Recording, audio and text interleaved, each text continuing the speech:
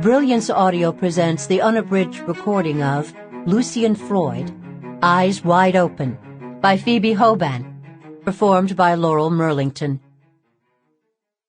For my parents, Lillian Hoban and Russell Hoban. 1. The Art of Looking. Imagine a young man walking across a high, slender wooden beam, eyes tightly closed.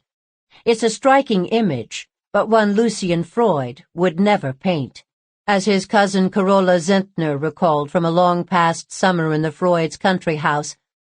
There was an oak beam which went from one side of the barn to the other, 20 feet in length at least, and about 9 inches wide.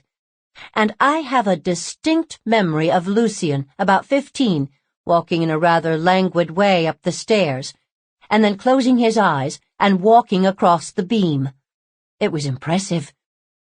Although such bravura abandon would characterize much of his later life, as an artist, Lucian Freud never closed his eyes. His omnivorous scrutiny bordered on obsessive. His forensic curiosity was satisfied only through countless sittings, as if by minutely examining and recording the world in his studio, he could command it. His gaze has been called cruel. More accurately, it was insatiable. Where did Lucian learn to look at things the way he did?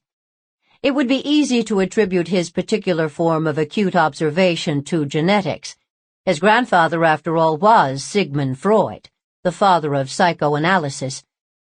It is almost impossible to write about Lucian Freud without drawing a parallel between Sigmund's repeated sessions with his patients and Lucian's repeated sessions with his subjects. Both took place in a private room, with a recumbent figure being intently examined, although Sigmund's focus was the unseen, and Lucian's the seen. Indeed, Sigmund Freud's study, which Lucian visited as a child at his grandfather's house at Berggasse 19 in Vienna, and which was later recreated, objet d'art by objet d'art, in 1938, in a townhouse in London at 20 Maresfield Gardens, now the Freud Museum, London, not only provided an influential working template, it was replete with key imagery that would resurface in Lucian Freud's paintings: ceramic and bronze heads, horses, a deep and lifelong love. One of his earliest works is a sandstone sculpture of a 3-legged horse, and a Sample complete.